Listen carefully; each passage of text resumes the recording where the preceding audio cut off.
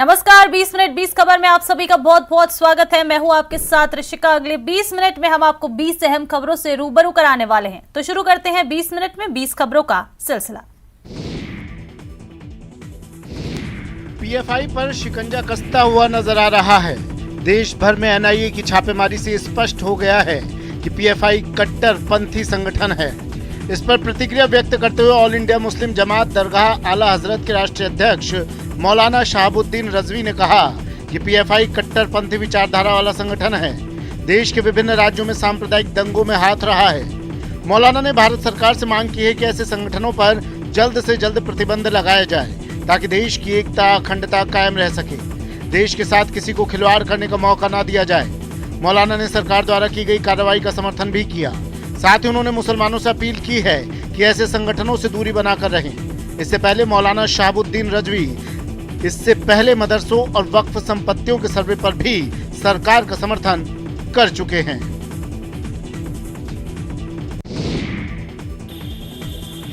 Allahabad central university में 4 गुना fees वृद्धि के खिलाफ छात्रों का आंदोलन लगातार उग्र होता जा रहा है। बढ़ी हुई फीस वापस लिए जाने की मांग को लेकर पिछले 15 दिनों से आंदोलन कर रहे अखिल भारतीय विद्यार्थी परिषद के कार्यकर्ताओं ने आज विश्वविद्यालय के सभी गेटों पर तालाबंदी कर दी। इसके साथ ही सेंट्रल लाइब्रेरी में भी तालाबंदी की गई है। फीस वृद्धि वापसी की मांग कर रहे बीवीपी के कार्यकर्ता विश्वविद्यालय के गेट नंबर 1 के सामने पोस्टर बैनर लेकर धरने पर भी बैठ गए। एबीवीपी कार्यकर्ता लगातार नारेबाजी करते हुए 4 गुना बढ़ी फीस वापस लेने की मांग कर रहे हैं। इसके साथ ही एबीवीपी कार्यकर्ताओं की अन्य 10 सूत्रीय मांगे भी हैं, जिसे मांगे जाने की मांग कर रहे हैं। एबीवीपी कार्यकर्ताओं की तालाबंदी के चलते तमाम छात्र छात्राएं क्लास करने विश्वविद्यालय परिसर के अंदर नहीं जा पा रहे। तमाम छात्र छात्राएं विश्वविद्यालय गेटों के बाहर खड़े हुए हैं और गेट खुलने का इंतजार कर रहे हैं। पढ़ाई का नुकसान तो बहुत ही ज़्यादा हो रहा है और हम 8:30 बजे से यहाँ आकर खड़े हुए हैं। गेट बंद है, एंट्री मिल नहीं रही है। एडमिनिस्ट्रेशन का कोई वो है नहीं कि आके देखिए क्या हो रहा है। महोदय को भी आमंत्रित किया कि आप आइए, फीस वृद्धि पर हमसे नैतिक वार्ता करिए, हमसे संवाद करिए, उसके बाद आप जो निर्णय लेना हो लीजिए। लेकिन इलाहाबाद विश्वविद्यालय प्रशासन के कान पर कोई जूं तक नहीं रेंगा। राजस्थान में जाते जाते मॉनसून किसानों को रुला गया। पहले ही लंपी की मार झेल रहे किसानों के लिए मॉनसून की विदाई काफी कष्टकारी रही। सूबे में खड़ी फसलें जमीन पर बिछ गई, किसानों की कमर टूट गई। भरतपुर जिले में लगातार 3 दिन हुई बारिश से किसानों की फसल पूरी तरह बर्बाद हो चुकी है। अभी भी खेतों में कई जगह 2 से 3 फीट पानी भरा हुआ है, जिसमें किसान बची हुई फसल को निकालने का प्रयास कर रहे हैं, लेकिन फसल पूरी तरह बर्बाद हो चुकी है। किसानों का कहना है कि बेमौसम बारिश ने उन्हें इतना परेशान कर दिया कि जब फसल काटने का वक्त आया तो उसी समय पानी पड़ गया और खेतों में पानी भरने के बाद फसल पूरी तरह बर्बाद हो गई। कृषि विभाग ने फसल के मुआवजे के लिए पंचायत स्तरों पर कैंप लगाने का कार्य शुरू किया है। 5 बीघे की फसल ही जो बारिश रह गई कटवाई थी, मतलब 4-5 दिन पहले कटवाई थी, वहाँ पहले चांस मिला नहीं। मतलब 2 फुट 3 फुट 4 फुट 5 फुट पानी रह चुका। अब मैं इतने हूँ, गरीब आदमी हूँ, मैं मतलब सरकार से मांग करता हूँ, यार मतलब मुआवजा मांग करता हूँ। राजसमंद जिले में पशुओं में फैल रही लंपी वायरस स्किन बीमारी के रोकथाम और प्रबंधन में श्रेष्ठतम कार्य करने वाली 3 ग्राम पंचायतों को जिला स्तर पर पशु मित्र अवार्ड से सम्मानित किया जाएगा। उपखंड अधिकारी राजसमंद डॉक्टर दिनेश राय सापेला ने बताया कि लंपी वायरस रोकथाम प्रबंधन के क्षेत्र में सर्वाधिक पशुओं को आइसोलेट कर इलाज करने, मृत पशुओं के वैज्ञानिक विधि से निस्तारण में, डोर टू डोर सर्वे कर सर्वाधिक संक्रमित पशुओं को दवा वितरण करने में, ग्रामीण क्षेत्रों में सर्वाधिक सोडियम हाइपोक्लोराइट कीटनाशक स्प्रे करवाने, जन जागरूकता कार्यक्रम और संक्रमण के अनुपात में अधिकतम पशुओं को ठीक करने के क्षेत्र में श्रेष्ठतम कार्य करने वाली 3 बेस्ट ग्राम पंचायतों को 26 जनवरी 2023 पर जिला स्तरीय समारोह में सम्मानित किया जाएगा। ग्राम पंचायत की पूरी टीम, जिसमें सरपंच, ग्राम विकास अधिकारी, क्लस्टर प्रभारी, नोडल अधिकारी, पशु मित्र प्रिंसिपल, स्वयं सेवक, स्वयं सेवी संस्थाओं, सेक्टर प्रभारी और अन्य सहयोग करने वाले स्टाफ, जनप्रतिनिधियों सहित पूरी टीम को सम्मानित किया जाएगा। अवार्ड हेतु चयन के लिए निर्धारित 6 पैरामीटर तय किए गए हैं, जिनमें श्रेष्ठ प्रदर्शन पर उपखंड स्तरीय कमेटी द्वारा चयन किया जाएगा। बस के अंदर जितनी सवारी उतनी ही बस की छत और बाहर लटक कर सफर कर रही हैं। ये जानते हुए भी कि इस तरह से सफर करना जानलेवा हो सकता है, लेकिन ये लोग अपनी जान जोखिम में डालकर महज इसलिए सफर करते हैं क्योंकि बस की छत पर सफर करने पर किराया कम लगता है। जान पर भारी सस्ते किराए वाले सफर की तस्वीरें हैं भरतपुर जिले की। भरतपुर जिले में परिवहन विभाग और पुलिस की लापरवाही के कारण जिले में डग्गेमार वाहन धड़ल्ले से सड़कों पर दौड़ रहे हैं, लेकिन परिवहन विभाग और पुलिस प्रशासन लगता है किसी हादसे के होने का इंतजार कर रहा है। इसलिए दोनों ही विभाग आंखें मूंदे हुए हैं और कोई भी कार्रवाई नहीं कर रहे। इसी बात का फायदा उठाते हुए निजी बस संचालक यात्रियों को बसों की छतों पर बैठाकर सड़कों पर बेखौफ दौड़ा रहे हैं। निजी बस संचालकों द्वारा छत पर बैठे यात्रियों को सस्ते किराए का लालच दिया जाता है। कई बार बसों की छतों पर बैठे यात्रियों के साथ बड़े बड़े हादसे हो चुके हैं, लेकिन उसके बावजूद भी निजी बस संचालक सबक लेने का नाम नहीं ले रहे। उत्तराखंड के उत्तरकाशी जिले में सुबह से गंगोत्री यमुनोत्री हाईवे भूस्खलन के चलते बंद है। गंगोत्री राष्ट्रीय राजमार्ग पर हेलगुगाड़ के पास लगातार पत्थर गिरने के कारण सुबह से अवरुद्ध है, जबकि यमुनोत्री राष्ट्रीय राजमार्ग धरासू बैंड कल्याणी अचानक होटल सिलक्यारा के पास मलबा आने से बंद है। सुबह से ही जगह जगह बड़ी संख्या में यात्री फंसे हुए हैं। गंगोत्री हाईवे पर बीआरओ और यमुनोत्री हाईवे पर लोक निर्माण विभाग एनएच मार्ग खोलने में जुटा हुआ है। वहीं बागेश्वर में गरुड़ कौसानी नेशनल हाईवे पर भारी बोल्डर और मलबा आने के कारण अवरुद्ध हो गया है, जिसे खोलने में प्रशासन लगा हुआ है। हिमाचल के चंबा जिले में पिछले 2 दिनों से हो रही लगातार बारिश की वजह से सभी नदी और नालों का जलस्तर बढ़ा हुआ है। भारी बारिश की वजह से रावी नदी अपने पूरे उफान पर है और रावी नदी खतरे के निशान से ऊपर बह रही है। यही वजह है कि नदी के किनारे पर रहने वाले लोगों में काफी दहशत का माहौल बना हुआ है। नदी का जलस्तर बढ़ता देख लोग वहां से तुरंत अपने तंबुओं को लेकर भाग गए। चंबा मुख्यालय के साथ लगते शीतला, माई के बाग और सुल्तानपुर मोहल्ले के लोगों में इस रवि के उफान को देखकर 1995 की याद ताजा हो गई। साल 1995 में रावी नदी में इतनी बाढ़ आई थी कि नदी का पानी पुल को भी पार कर गया था और साथ लगते मोहल्लों के घरों को भी काफी नुकसान हुआ था। प्रशासन ने नदी और नाले के किनारों पर रहने वाले लोगों को वहां से हटने के लिए कहा है। रावी नदी का जलस्तर इस बार तो काफी लेट से हुआ है। पहले बरसात के मौसम में होता था ऐसा माहौल, बरसात में पड़ता था फ्लड वगैरह। इस साल जो है कि ये बरसात खत्म हो गई और सर्दियों का मौसम जैसे शुरू हुआ तो ये पता भी नहीं था किसी को भी फ्लड पड़ेगा। यूपी के औरैया जिले में कक्षा 10वीं के एक छात्र को एक टीचर ने इतना पीटा कि उसकी मौत हो गई। बताया जा रहा है कि टीचर ने क्लास के बच्चों का टेस्ट लिया था, जिसमें छात्र से एक शब्द में गलती हो गई थी, जिसके लिए टीचर ने उसे डंडे, लात और घूंसों से इतना पीटा कि वो बेहोश हो गया। उसे इलाज के लिए सैफई मेडिकल यूनिवर्सिटी ले जाया गया, जहां इलाज के दौरान उसकी मौत हो गई। इसकी जानकारी मिलते ही सोमवार को स्कूल को बंद कर दिया गया। वहीं जबकि आरोपी टीचर फरार हो गया। आरोपी टीचर के खिलाफ मुकदमा दर्ज कर लिया गया है। औरैया की एसपी चारू निगम ने बताया कि छात्र की मौत के बाद पैनल के माध्यम से पोस्टमार्टम करवाया जा रहा है। गांव में तनाव को देखते हुए फोर्स को भी तैनात कर दिया गया है। 24 तारीख को थाने पर सूचना प्राप्त हुई, जिस पर समीचीन धाराओं में अभियोग पंजीकृत कर लिया गया। सूचना ये प्राप्त हुई है कि सैफई में इलाज के दौरान लिखित जो पीड़ित छात्र है उसकी मृत्यु हो गई है। कॉज ऑफ डेथ की जानकारी करने के लिए पोस्टमार्टम की कार्रवाई पैनल से और वीडियोग्राफ कराने के लिए सीएमओ इटावा से बातचीत कर ली गई है। उन्हें लिखित पत्राचार कर दिया गया है। मेरठ में आज एक बलात्कार पीड़िता अपनी मां के साथ एसएसपी कार्यालय पर आत्मदाह करने के लिए पहुंच गई। हाथ में पेट्रोल की बोतल लेकर एसएसपी ऑफिस की तरफ तेजी से बढ़ रही थी। तभी पुलिसकर्मी ने मौके पर पहुंचकर उनके हाथों से पेट्रोल की बोतल छीन ली।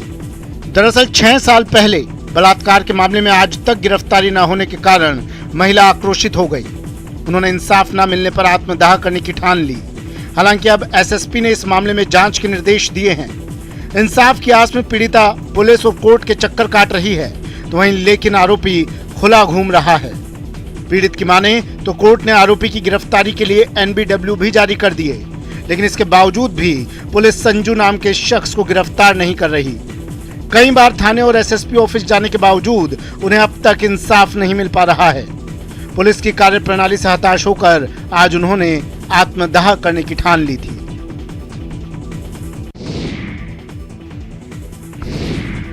देवरिया जिले की मासूम शारा फातिमा ने केंद्र, राज्य सरकार और देवरिया जिला प्रशासन से अपनी जान की गुहार लगाई है। जान बचाने के लिए वो कई लोगों से विनती कर चुकी है, लेकिन सभी जगहों से उसे केवल आश्वासन ही मिला है। देवरिया के अबूक नगर की रहने वाली 13 वर्षीय शारा फातिमा लारी स्पाइनल मस्कुलर एट्रोफी नामक गंभीर बीमारी से ग्रसित है और इसके इलाज में इस्तेमाल होने वाली दवा केवल अमेरिका और स्विट्जरलैंड बनाते हैं।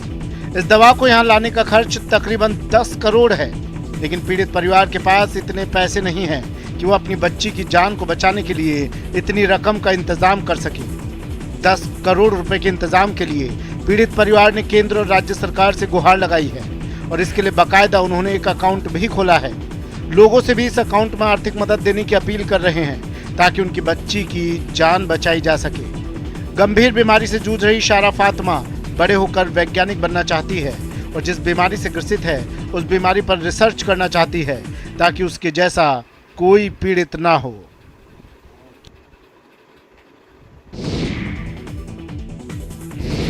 बच्चे के जन्म के बाद बनने वाले जन्म प्रमाण पत्र की प्रक्रिया प्रदेश में काफी सरल और व्यवस्थित है, मगर कुछ शातिर आरोपियों ने इस व्यवस्था में भी सेंध लगाकर हूबहू मध्य प्रदेश शासन द्वारा जारी किए जाने वाले जन्म प्रमाण पत्र 1-2 नहीं बल्कि 53,000 प्रमाण पत्र जारी कर तबीयत से पैसा कमाकर ऐश का जीवन जी रहे थे। ऐसे 5 आरोपियों को प्रदेश और देश के अलग अलग राज्यों से सीहोर जिले की नसरुल्लागंज पुलिस ने गिरफ्तार कर इस बड़े अंतर्राज्यीय गिरोह का भांडाफोड़ किया है। इस गिरोह के पास से पुलिस ने 1 LED, 5 लैपटॉप, 3 कलर प्रिंटर, 48 फर्जी प्रमाण पत्र की हार्ड कॉपी बरामद की है।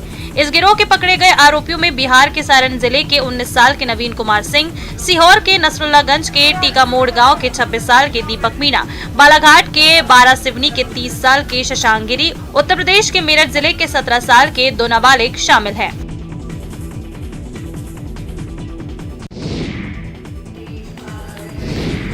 भगवती की साधना का पर्व शारदीय नवरात्र आज से प्रारंभ हो गया है। नवरात्रि के 9 दिन मां के 9 स्वरूपों का विशेष महत्व होता है। मां दुर्गा के अलग अलग स्वरूपों की विधिवत पूजा अर्चना की जाती है। आज से शुरू हुए शारदीय नवरात्रों के पहले दिन देश भर में माता रानी के भक्तों ने अपने अपने घरों में घट स्थापना की। इस बार नवरात्रि के पहले दिन शुक्ल और ब्रह्म योग का अद्भुत संयोग बनने के कारण इसे बेहद खास माना जा रहा है।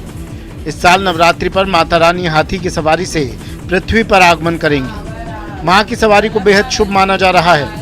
शारदीय नवरात्र के पहले दिन मंदिरों में माता रानी के मंदिरों में विशेष सजावट की गई। श्रद्धालु भी मंदिरों में आज सुबह से ही माता रानी के दर्शन के लिए पहुंच रहे हैं। बड़ी संख्या में भक्तों के पहुंचने के मद्देनजर सुरक्षा और व्यवस्था के पुख्ता इंतजाम किए गए ताकि श्रद्धालुओं को किसी भी तरह की परेशानी का सामना न करना पड़े। शारदीय नवरात्र के पहले दिन आज मां शैलपुत्री स्वरूप की पूजा अर्चना की जा रही है।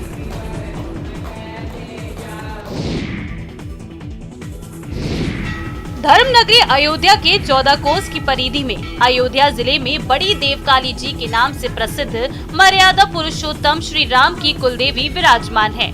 अयोध्या धाम के राम मंदिर से लगभग 4 किलोमीटर दूर फैजाबाद शहर में ये मंदिर स्थित है। एक ही शिला में विराजमान श्री महाकाली, श्री महालक्ष्मी और श्री महासरस्वती यहाँ विराजमान है। कहा जाता है कि प्रभु श्री राम के पूर्वज महाराजा रघु अपनी आराध्य कुलदेवी श्री बड़ी देवाकाली जी के तीनों रूपों की पूजा अर्चना किया करते थे। मर्यादा पुरुषोत्तम श्री राम का जब जन्म हुआ तब मां कौशल्या ने बाल्य रूप श्री राम के साथ यहाँ पूजा अनुष्ठान कर अपनी कुल देवी के तीनों रूपों की पूजा अर्चना की थी। ये प्रसिद्ध प्राचीन मंदिर दूर दराज से आए भक्तों के आस्था का केंद्र है।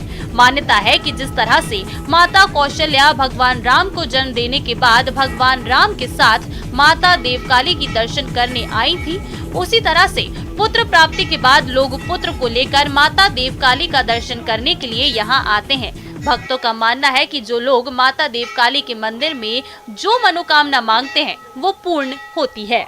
हम लोग दर्शन करने आते हैं, बहुत मान्यता है, जो भी मानो मन से सब मिलता है। और माता से हम ये प्रार्थना करते हैं कि हमारा घर परिवार, हमारा शहर, हमारा देश प्रगति की ओर आगे बढ़े।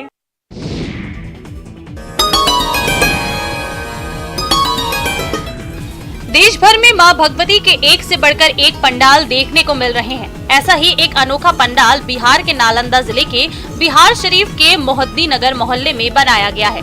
पूजा पंडाल को परिलोक की तरह हूबहू बनाया गया है। इस पर करीब 15 लाख रुपए खर्च किए जा रहे हैं। मां के दर्शन को आने वाले भक्तों को ऐसा एहसास होगा कि वो परियों के बीच में आ चुके हैं। दीवारों पर बैठी चिड़ियों की मधुर आवाज अलग एहसास कराएगी। बता दें कि बंगाल के नहेटी के रहने वाले कारीगर श्याम वाल्मीकि ने बताया कि प्लाईवुड, थर्मोकोल, फाइबर पर की गई नक्काशी ये है। इतना ही नहीं, उजले फूलों से सजी इस परिलोक में आते ही श्रद्धालु रोमांचित हो जाएंगे। रंगीन रोशनी इसकी आकर्षकता में 4 चांद लगाएगी।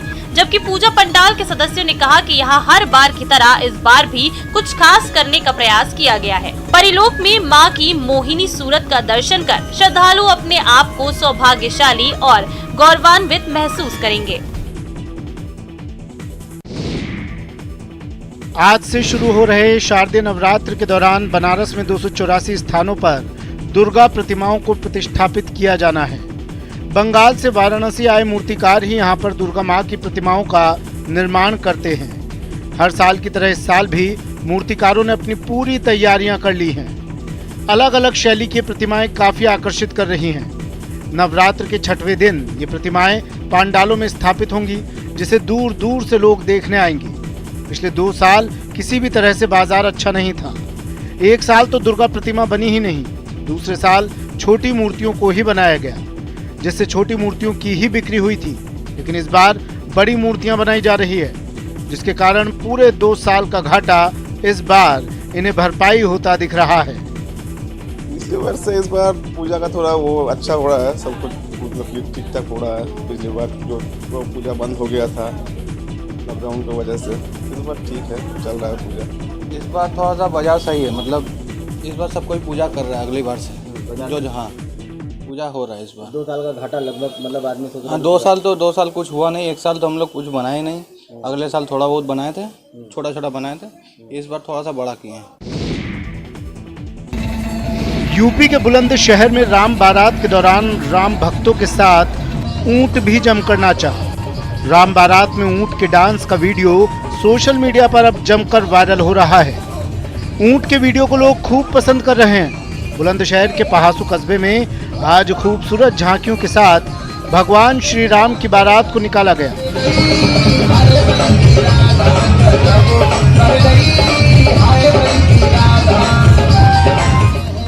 राम बारात में बैंड बाजी की धुन और धार्मिक गीतों पर जहां राम भक्त थिरकते नजर आए, वहीं बारात में शामिल ऊंट भी ठुमके लगाता दिखाई दिया। राम बारात में ऊंट का डांस आकर्षण का केंद्र बना रहा। इस दौरान डांस करते ऊंट का वीडियो किसी ने अपने मोबाइल फोन में कैद कर लिया और उसे सोशल मीडिया पर वायरल कर दिया। राम बारात पहासू के विभिन्न इलाकों से होकर गुजरी। अपने 4 शावकों के साथ मध्य प्रदेश के उमरिया को मानपुर परिक्षेत्र अंतर्गत ग्राम घघोड़ में दहशत का पर्याय बनी बांधवगढ़ की मशहूर बाघिन कजरी को हाथियों के सहारे रेस्क्यू टीम ने जंगल की तरफ खदेड़ दिया है। कजरी बाघिन को जंगल की तरफ हाँकने का एक वीडियो सोशल मीडिया पर वायरल हो रहा है, जिसमें हाथियों के सहारे रेस्क्यू टीम बाघिन को खेतों से हटाकर जंगल की तरफ ले जाने की कोशिश में जुटी है। पिछले 1 हफ्ते से कजरी बाघिन अपने 4 शावकों के साथ मानपुर बफर क्षेत्र के गघोड़ गांव के नजदीक खेतों के आसपास डेरा जमाए हुए है और अब तक उसने 4 मवेशियों को अपना शिकार भी बनाया है, जिससे इलाके के लोग दहशत में हैं। बता दें कि इसके पहले भी बाघिन को रेस्क्यू कर जंगल की तरफ भेजा गया था, लेकिन बाघिन दोबारा फिर उसी इलाके में आ गई है जहां उसने मवेशियों को अपना शिकार बनाया था। बिहार के वाल्मीकि टाइगर रिजर्व के हरनाटांड के काला बैरिया में एक अजीब तितली देखने को मिली। ये तितली गांव के एक बल्ब के पास आकर बैठ गई। पहले तो लोग इसे सांप समझ रहे थे, लेकिन जब पास से देखने लगे तो इसका रंग, रूप और आकार बिल्कुल अलग दिखा। इसके बाद ग्रामीणों में दहशत फैल गई। कोई इसे वन देवी का अवतार मानने लगा तो कोई शैतान का स्वरूप। कुछ लोगों ने घी के दिए जला दिए तो वहीं कुछ लोग अगरबत्ती जलाकर पूजा करने लगे। WWF के एरिया कोऑर्डिनेटर कमलेश मौर्य ने बताया कि दुर्लभ प्रजाति की एक कीट नर से बड़ी मादा होती है। मादा का शरीर 9.5 इंच का होता है, जबकि नर का इसकी अपेक्षा काफी छोटा। अभी जो कीट है वो मादा है। एक मादा नर के साथ आने और निषेचित होने, अंडे देने और मरने की प्रतीक्षा करती है।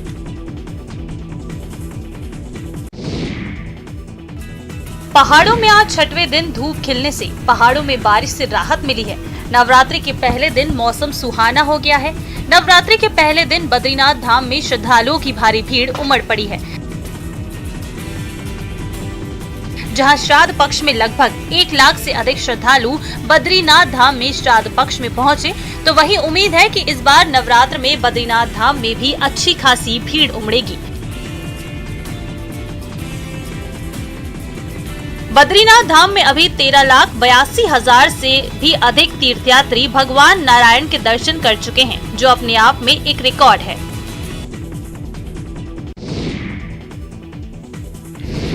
शारदीय नवरात्र घट स्थापना के मौके पर अजमेर के अंबे माता मंदिर कमेटी ने सामाजिक सरोकारों की पालना कर समाज में एक नई मिसाल पेश की है। शहर के अलावा जिले भर के मुक्ति धामों में पिछले 2 सालों से ऐसी कई अस्थियां विसर्जन के इंतजार में पड़ी हुई थी, जिनके अपनों ने उन्हें अंतिम विसर्जन से महरूम रखा हुआ था।